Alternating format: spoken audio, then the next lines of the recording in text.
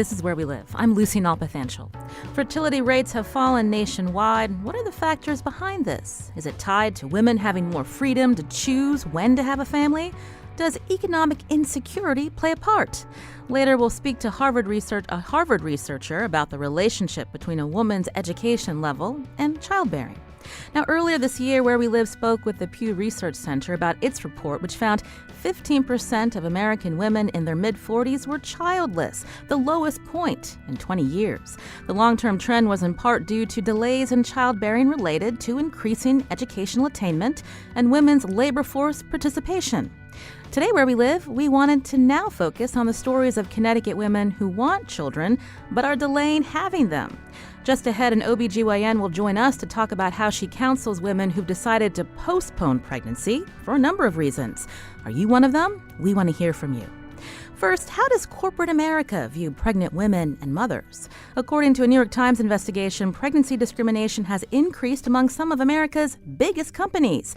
Have you experienced pregnancy discrimination where you work? Join our conversation, 860-275-7266. You can email us, wherewelive@wnpr.org. And as always, find us on Facebook and Twitter @wherewelive.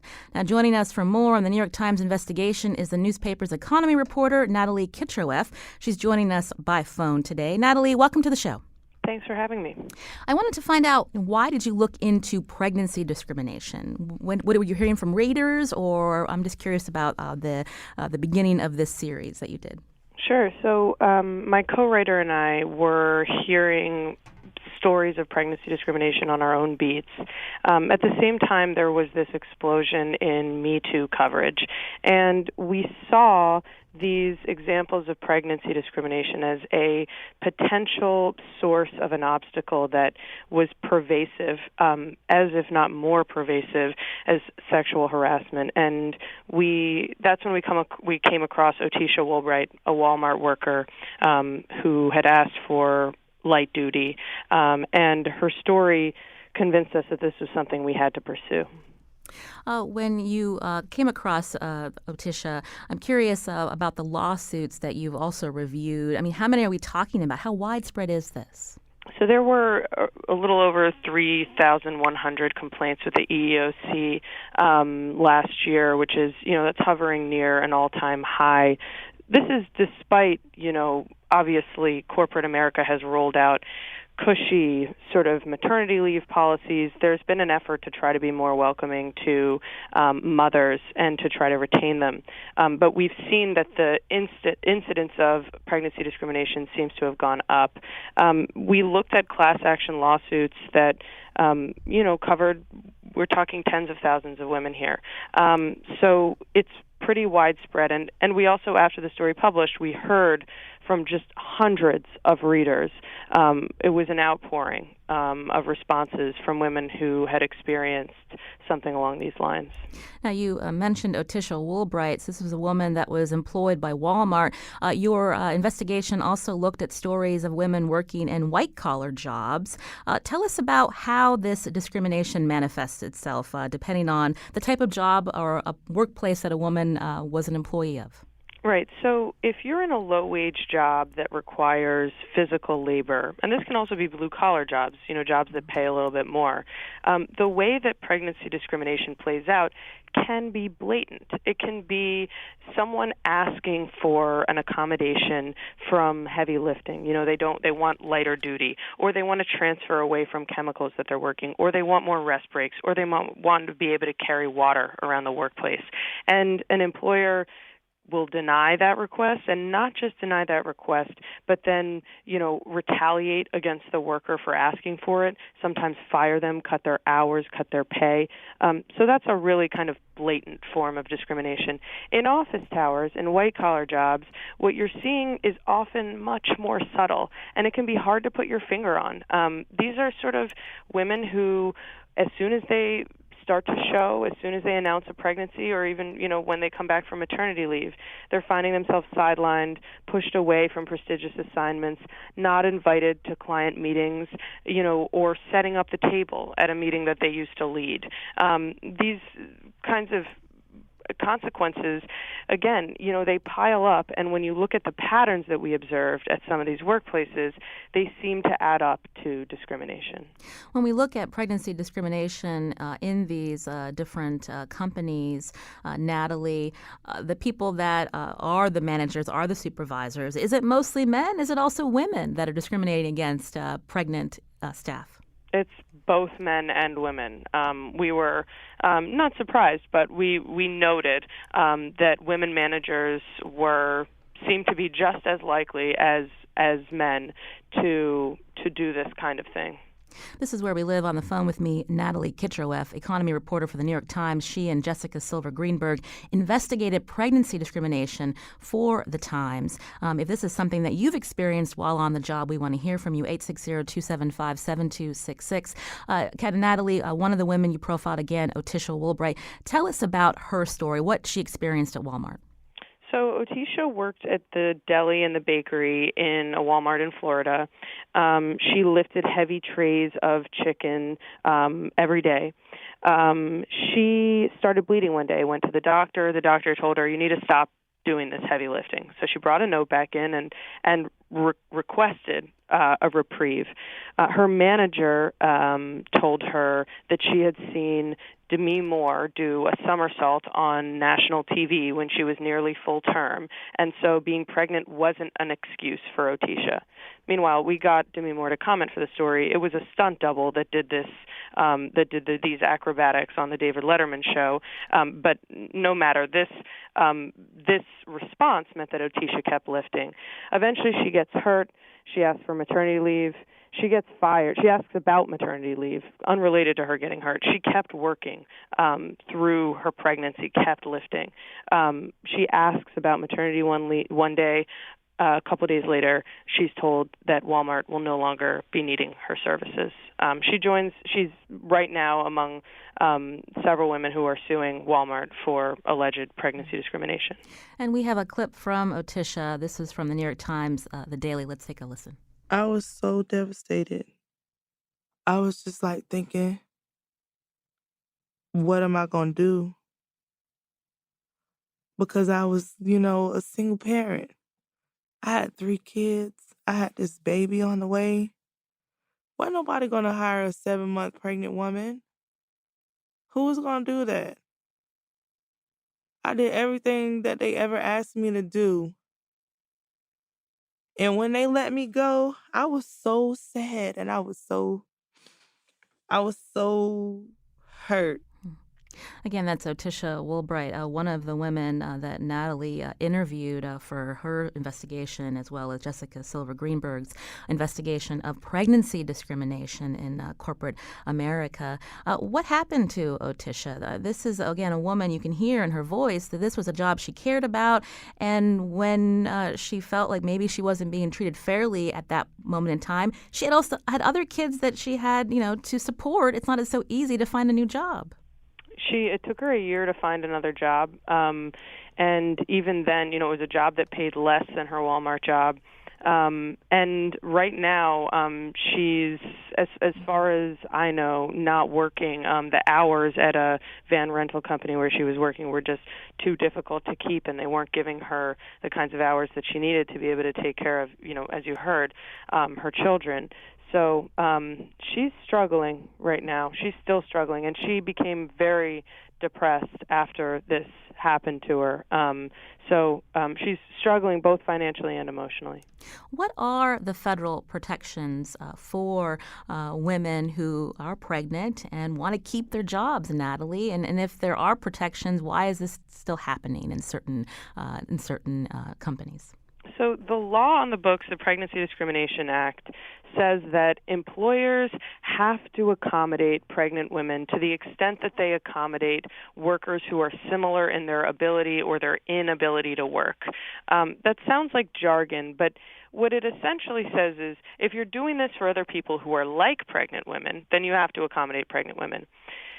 That doesn't solve the problem for many women like Otisha, because employers have argued in court that pregnant women are more like people who get injured off the job. employers don't cause people to be injured off the job, and they don't cause people to be pregnant. So, why should they have to accommodate them? That, is being challenged in court. Obviously, right now, Walmart is being sued. So, the issue here is that the federal law does not provide an affirmative right to protection. It doesn't say you must accommodate women. Now, there are laws in several states, in about 24 states, that are much stronger. But right now, the federal law in the books leaves some room for interpretation, which gets to your question of how this can still happen. Now, to be clear, it is being challenged in court, and that Walmart case is going to be a test of that law.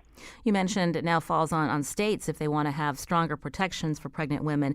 Connecticut has a new law, was signed into law in 2017, that enhances existing anti-discrimination protections for pregnant employees, provides broad definitions of the terms pregnancy, reasonable accommodations, and undue hardship.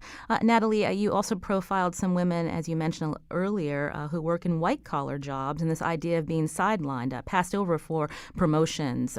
Can you talk a little bit about some of those women that you profiled? Right. So we looked at several sort of the white-collar firms in America where this happens, or where women say this is happening. One was at Merck, the pharmaceutical giant, and we talked to a woman there, Rachel Mountis, who was a rising star before she got pregnant. She was a saleswoman with a prestigious assignment. She was winning awards. She gets pregnant, and she's informed that as a part of a general downsizing, her job is being eliminated. So she is laid off 3 weeks before she gives birth. We talked to another woman, Erin Murphy, at the commodities trading giant Glencore. And again, Erin was a star. She was a senior employee coordinating the movement of oil for traders there. She also was doing very well, and after she got pregnant, she was belittled on the trading floor. Her manager told her having a kid would definitely plateau her career. When she mentioned potentially getting poached by another company, he said, "You're old and having babies, so there's nowhere for you to go." She had to pump breast milk in a supply closet that was cluttered with recycling bins. He made comments about, a woman's brain after pregnancy. This is her boss. She's suing that company, and she's still going to work every day there right now. So it's an awkward situation. But yes, for these women, and again in these office jobs, I guess it depends on your vantage point about how subtle that stuff is. But they certainly felt as though they had become sort of second-class citizens at both Merck and Glencore after they became pregnant. Because it's a subtle discrimination, is it harder to prove that that's what these employers are doing to these women?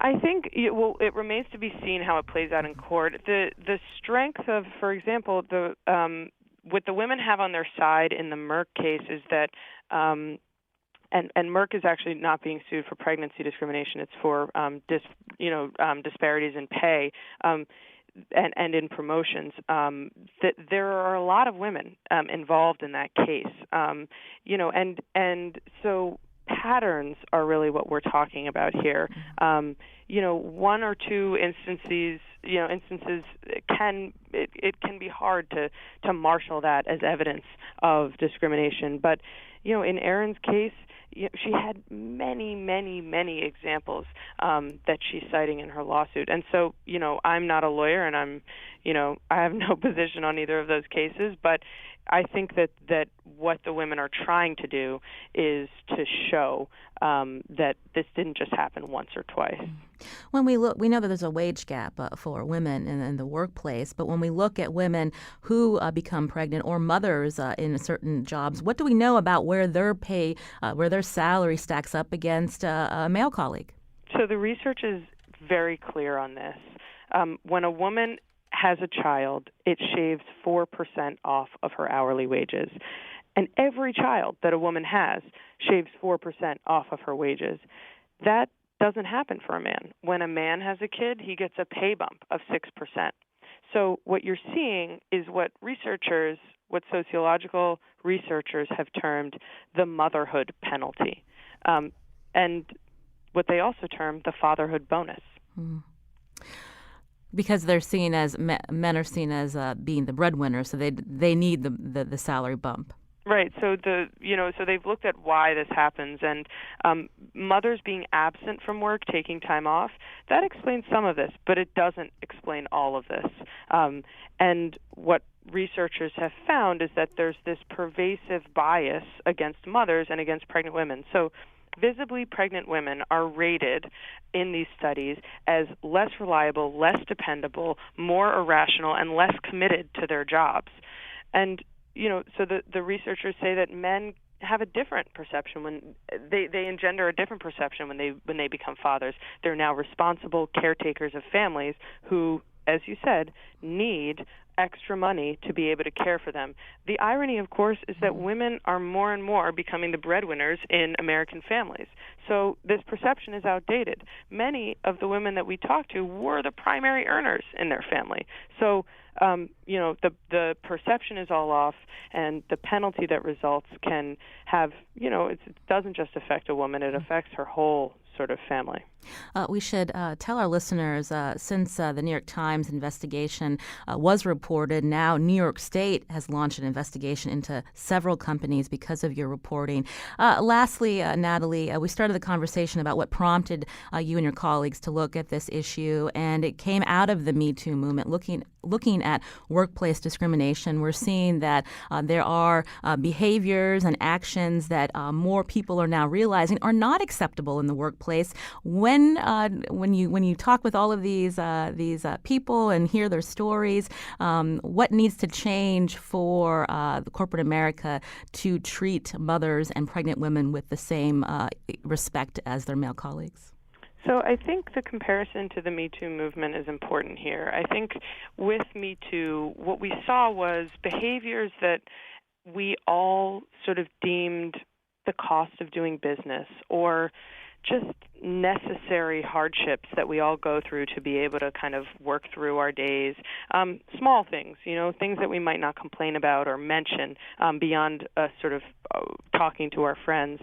Those things turned into things that we decided as a society are kind of unacceptable, that we don't want to live and we don't want to work in a corporate America where that is passable, where that is okay.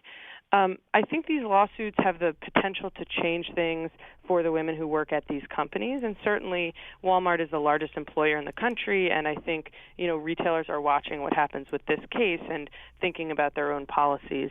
But I do think that the reason we saw some change with Me Too was that there was this broader cultural shift, and I don't know that you'll see a kind of really sweeping change until there's that kind of recognition about how we are treating pregnant workers in America. Natalie Kitroeff is economy reporter for the New York Times. She and colleague Jessica Silver Greenberg investigated reporting on pregnancy discrimination. We'll tweet out links to those stories at Where We Live. Natalie, thank you so much for your time. Thanks for having me. This is Where We Live. I'm Lucy Nalpathanchel. Up next, are you a Connecticut woman who wants to have children but has delayed starting a family? We want to hear from you, 860-275-7266. And coming up, we're going to hear from an OBGYN about the types of conversations she's having with women who are postponing having children. That's after the break.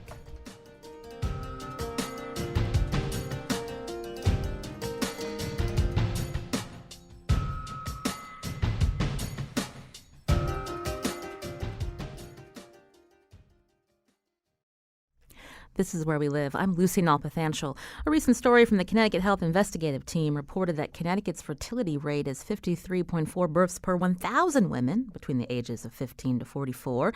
This rate is among the lowest nationwide, according to data from the Centers for Disease Control and Prevention, or the CDC. But that stat doesn't tell the whole story. There's actually an increase among Connecticut women over the age of 30 who are actually having more babies. Now, some of the reasons include women have pushed off starting a family due to earning advanced degrees. We're going to talk more about the correlation between education and childbearing later in the show. But for the women who are opting to wait, what kinds of conversations are they having with their doctors? Are you a woman who wants to have children but have pushed it off? We want to hear why. Join our conversation, 860-275-7266. Or on the flip side, did you decide to have children at a young age, and how has that decision affected your life, your career? That number again, 860-275-7266.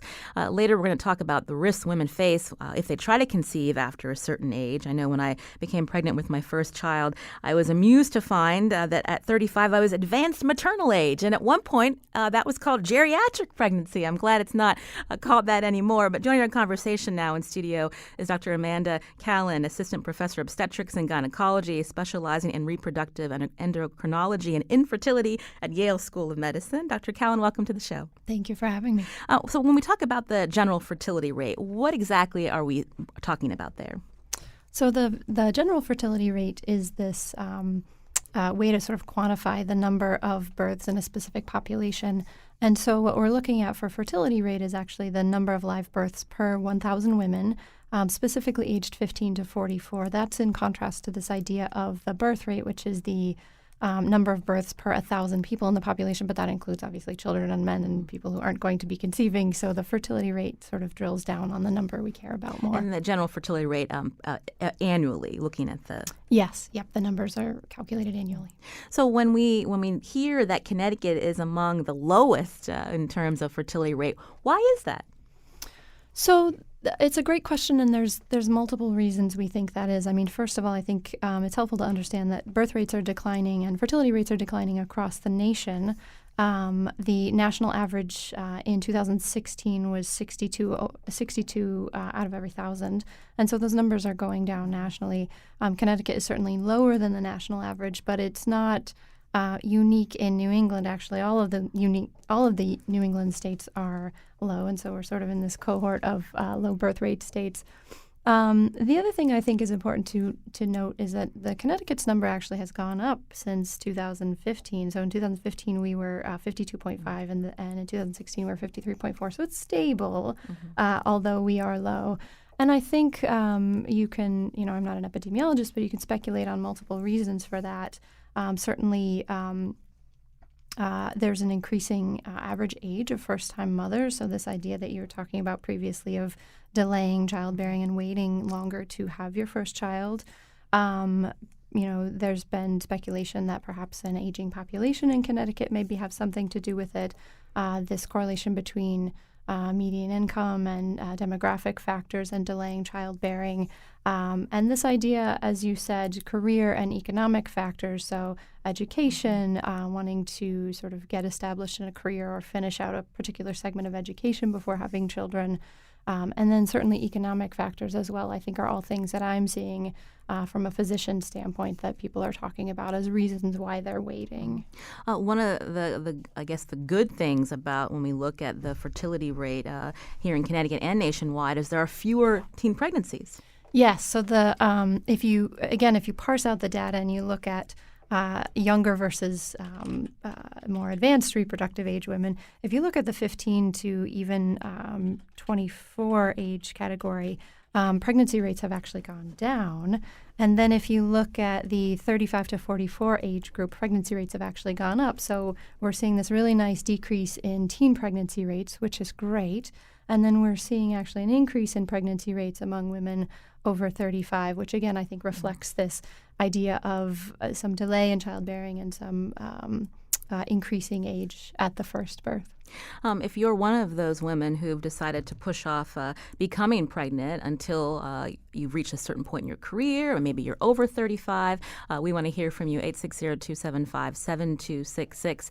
Maggie is calling in. Maggie, can you hear me? Yes, I can. Hi. Thanks for your call. Tell us the decisions that you made surrounding starting a family. Sure. So I'm 30 years old. I've been married for 3 years. And we have decided to put off having children for several more years. And I would say there's really two reasons for that.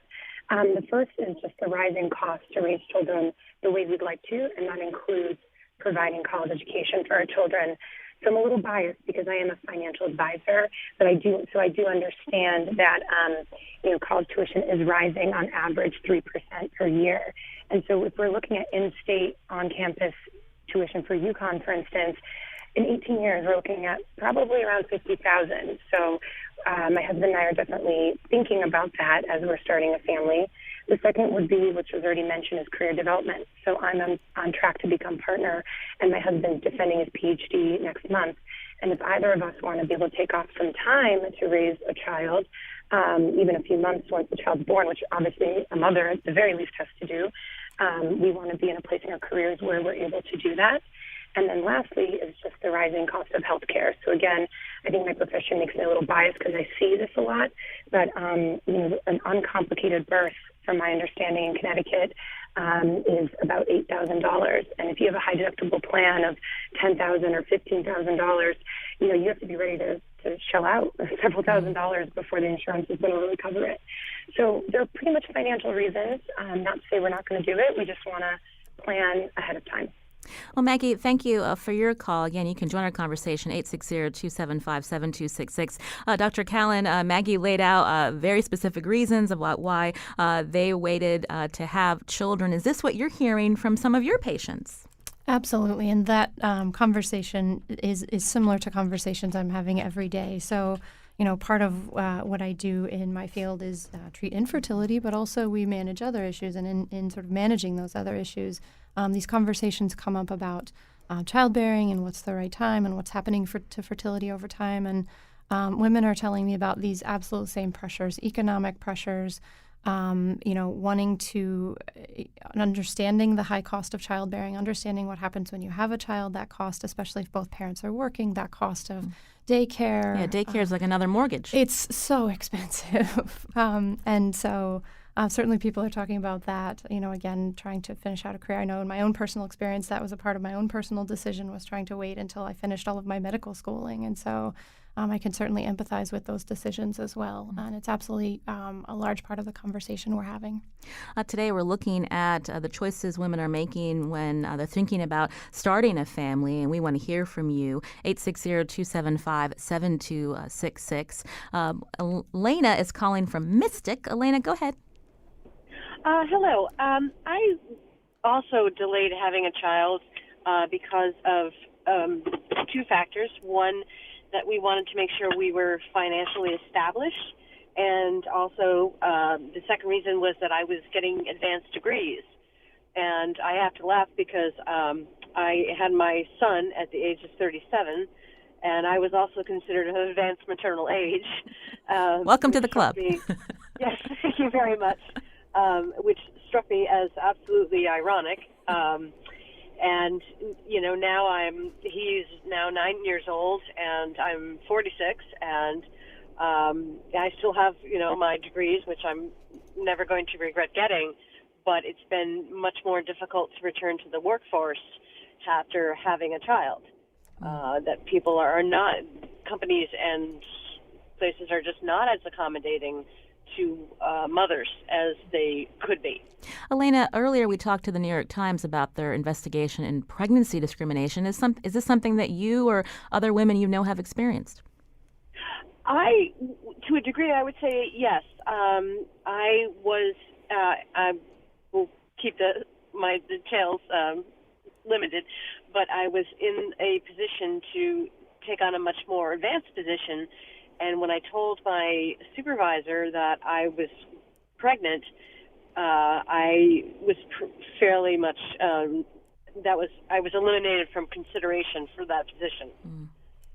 Well, Elena, thank you for your call. Again, today we're talking about the choices that women are making to postpone. It could be feelings of economic insecurity. Maybe they want to advance a certain point in their career, and they know that a lot comes with having children. And you can join our conversation, 860-275-7266. Dr. Amanda Callan is with us, Assistant Professor of Obstetrics and Gynecology at Yale School of Medicine. What are the risks when women decide, and they have the right to decide along with their partners of when they're going to have children, if they even want to have children. But when you reach that advanced maternal age at 35, or we hear that more women are having babies after 40, what are the risks to conceiving in the first place? So there's a few different things that we think about in terms of risks in pregnancy, and also the very real risk of not actually being able to conceive as you wait. We know that women are born with all of the eggs that they will ever have, and so that you can almost think of it as a basket of eggs, and that basket of eggs will dwindle over time. And so by the time a woman reaches menopause, that basket is essentially empty. And so as that basket starts to dwindle, the chance of pregnancy in a particular month decreases to in the 20s and 30s, you're talking about fairly high pregnancy rates, and in late 30s, early 40s, pregnancy rates become quite low.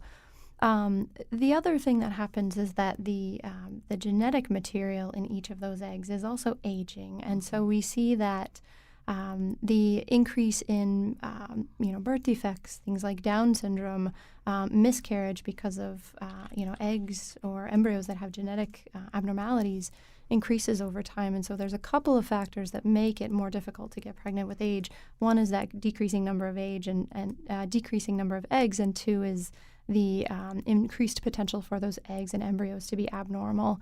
And so those factors really pair together to make it to lead to a decreased pregnancy rate over time. That rate really starts to drop around 35, and the rate of drop becomes even more accelerated around 37, 38. And we do see women more in our office at those ages who are starting to think about conceiving. There's room for a baby in their lives, but it's more difficult at that point. And now we're starting to have to think about assisted reproductive technologies, ovulation induction, IVF, things like that can just be emotionally and financially difficult. So not to be sort of an alarmist, but I think it's important that women who are making decisions to delay childbearing be empowered with that information and understand what's happening to reproductive potential over time, and then we can make our own decisions with that information. When we're talking about options for women, something that I guess has become trendy in recent years is talking more about freezing their eggs. I wanted to play this clip because it has crossed over in popular culture too. This is from the Mindy Project, where character Dr. Mindy Lahiri is actually talking to college-age women about why they should consider freezing their eggs. When I was your age, I thought that I was going to be married by the time I was 25, but it took a lot longer than that. And unfortunately, your body does not care if you are dating the wrong guy, or the guy you're with is also sleeping with the rest of your dorm. Your body and your eggs just keep getting older, which is why freezing them is actually a pretty smart idea, because it gives you a little bit more time so that you can try to find that one diamond in the crap heap of American men. Again, that's from the Mindy Project. Dr. Callan, is that something that women in their 20s should consider, or is that still a little too early? So egg freezing is a technology that has been around for several years at this point, to the point that it several years ago was even no longer considered experimental, because we know that it works well. We know that eggs freeze well and thaw well, and we can get them and we can sort of stash them away. I would say, 20s is probably quite an early time to consider it. Certainly we have women asking about it in their 20s. As I said, we know that generally fertility starts to decline in the mid-30s or so.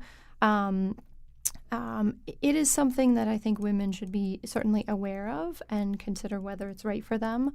But it's costly. It is costly. So egg freezing, can run in the, I'd say $6,000 to $8,000 to $10,000 range to freeze eggs. And it also is a time commitment for several weeks. I can certainly walk you through the process, but it's injections and medical visits and ultrasounds. The other thing I say about egg freezing is that for women who choose to freeze their eggs, I don't want it to be considered as sort of a guarantee. So I don't want someone to think if I freeze my eggs, then I can sort of buy myself an extra 5 years. I think for women considering freezing their eggs, if I'm seeing a patient in my office and we're talking about egg freezing, I'm going to talk about the pros and talk about the cons and talk about success rates.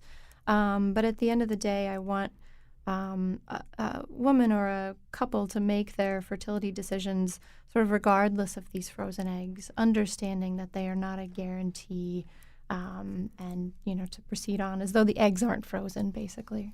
You can join our conversation, 860-275-7266. Carrie's calling from Hartford. Carrie, go ahead. Hi, how are you? I'm doing well.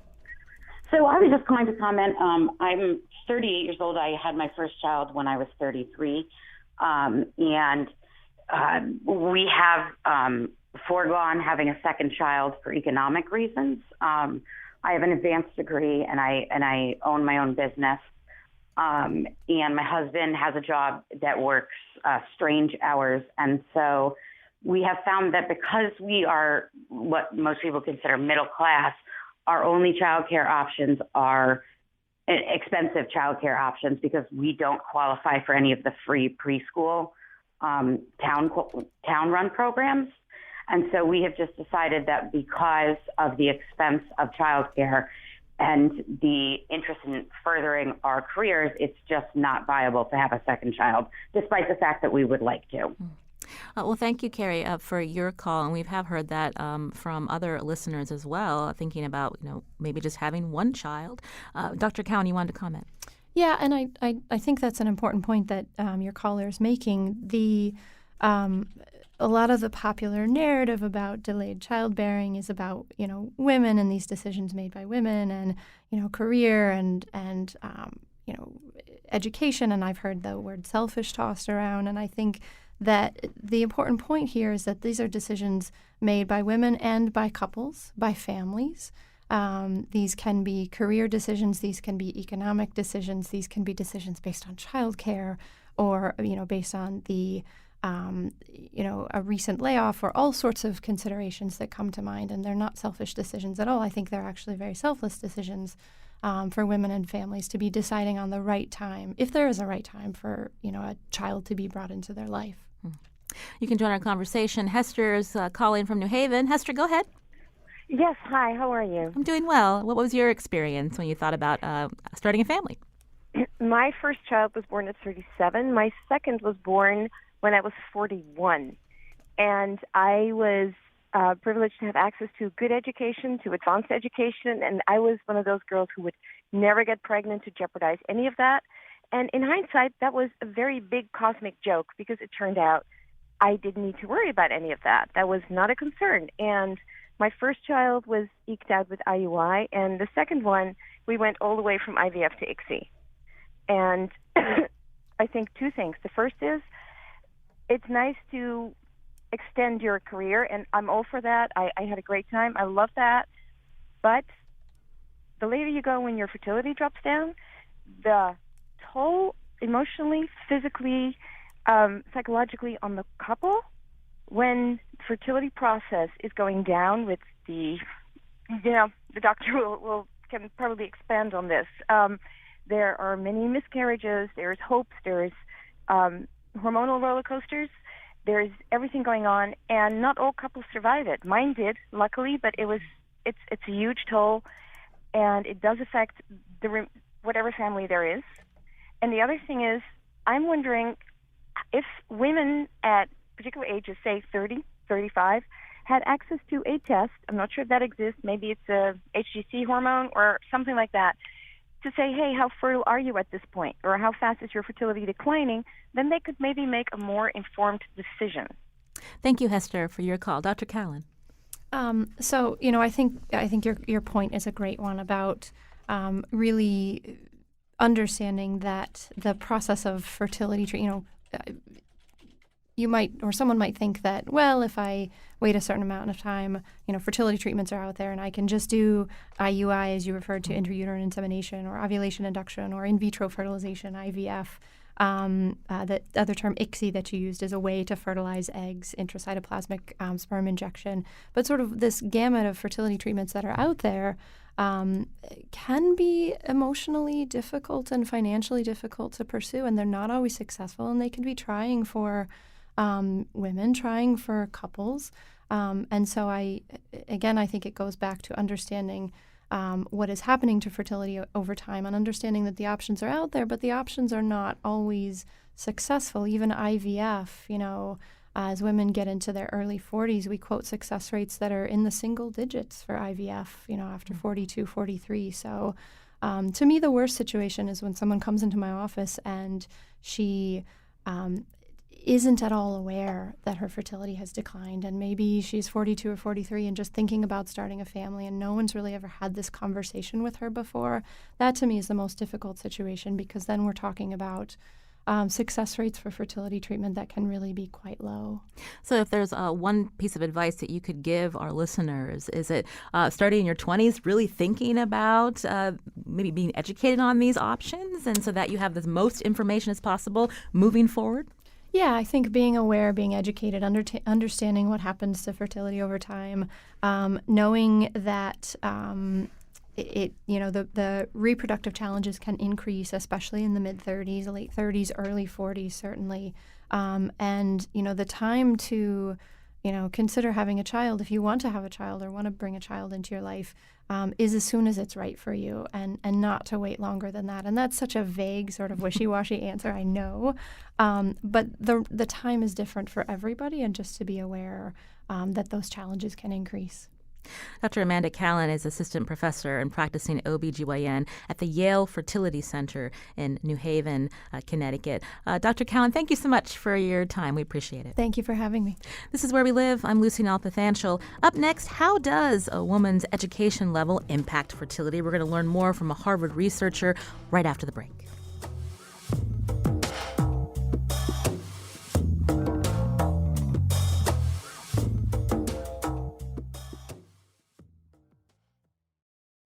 This is Where We Live. I'm Lucy Nalpathanchel. We wanted to learn more about how education correlates with fertility rates. So joining us on the phone now is Dr. Jocelyn Finlay, Senior Research Scientist in the Department of Global Health and Population at the Harvard T.H. Chan School of Public Health.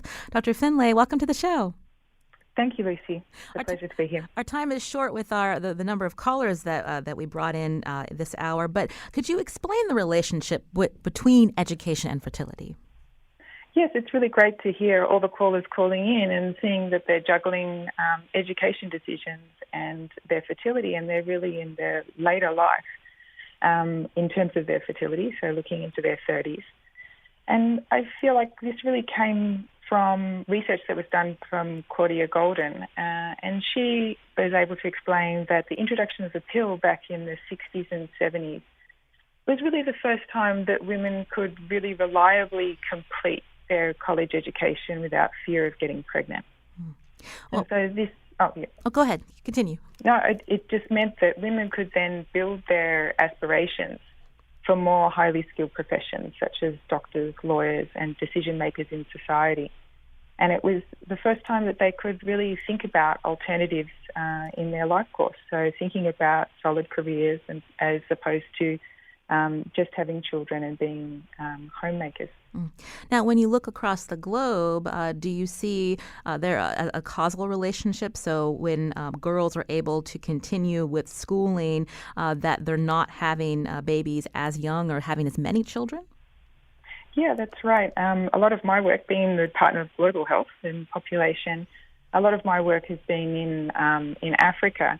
And there we're still looking at sort of the making sure that girls are completing school and looking at teen pregnancies and making sure that we don't see those high rates of teen pregnancies, because it ends up for bad outcomes for the mother and the child. And so what we see there is that if we can get girls to stay in school, then they do choose to do that, and they're able to delay their first marriage and their first birth. And this ends up being great for the girls in terms of being able to complete their education and jump onto a trajectory of high-skilled work instead of just being in the cycle of not completing high school, getting low-skilled jobs, and this ends up just sort of being their trajectory for life of this low-skilled work. And it then becomes very hard to jump from the low-skilled trajectory to the high-skilled trajectory as you keep going along.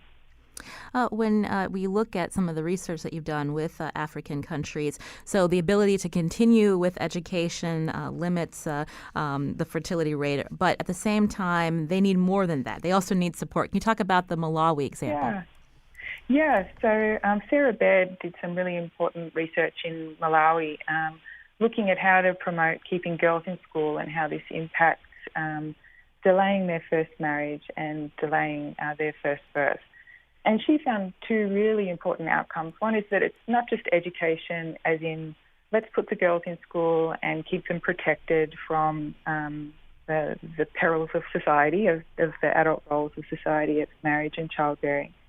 But the education really needs to be high quality. They need to have high quality education so that they can go on to get really good jobs. And also, girls can't just do it by themselves. So you can't just say to a girl, oh, okay, you go off and do your education. If you want to do it, that's great for you. It really has to be something that's supported by the community and something that becomes really valued by the community and their future partners. It's a road to empowerment, but they can't travel by themselves. They need the community to support them in that. When we think about community support, also certain policies in place within government to support families, we know that there's a continuing discussion about paid family leave that's necessary in this country, as well as that conversation is happening in states, also here in Connecticut. And in terms of when we talk about discrimination, when women become pregnant or discrimination against mothers, what are we seeing in other countries about how they are treated, or even if there's a wage gap that persists? Yeah, I feel like there has been a lot of research on this, and Natalie talked a little bit about this earlier in the program about this gender discrimination. And I think one of the things that's really important, it's not just you can look after your baby for 3 months or 1 month and then return to work and everything is exactly like it was before. And I think some research has been shown that it's not always necessarily a gender discrimination story, but it's the fact that women now have dependents, and it doesn't make them as flexible in their workforce participation as what they were before they had the baby. And so, being able to work overtime a few nights a week, or, suddenly something random comes up at work and you need to work on it until midnight.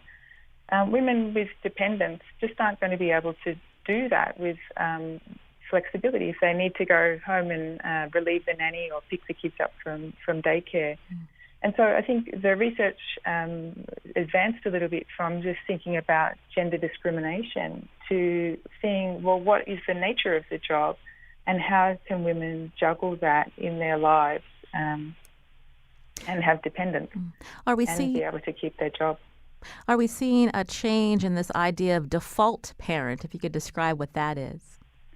Yeah, I feel like in families where there is pressure, you have to, and we've heard from families about the financial pressure of raising children, and so definitely need to work, and often having the dual income is needed to be able to raise a family. But within the family unit, you're going to have to make decisions about, well, who's going to be the frontline parent? Who's going to be the one dropping off every day or picking up every day? Who's going to be the one who sacrifices their job if one of the children gets sick? And I think this often falls to the woman. So it's either because of just a natural historical gender role assignment, or it could be that the person in the couple who earns the most, you decide, well, let's protect their career, and the other person in the couple will be the one who is the default parent, who the one that always gets to sacrifice their job hours. Dr. Jocelyn Finlay is Senior Research Scientist in the Department of Global Health and Population at the Harvard T.H. Chan School of Public Health. She studies the sociology of fertility and looks at how education and career choices interact when people decide to start a family. Dr. Finlay, thank you so much for your time. We appreciate it. We'll send a link out for more about this research.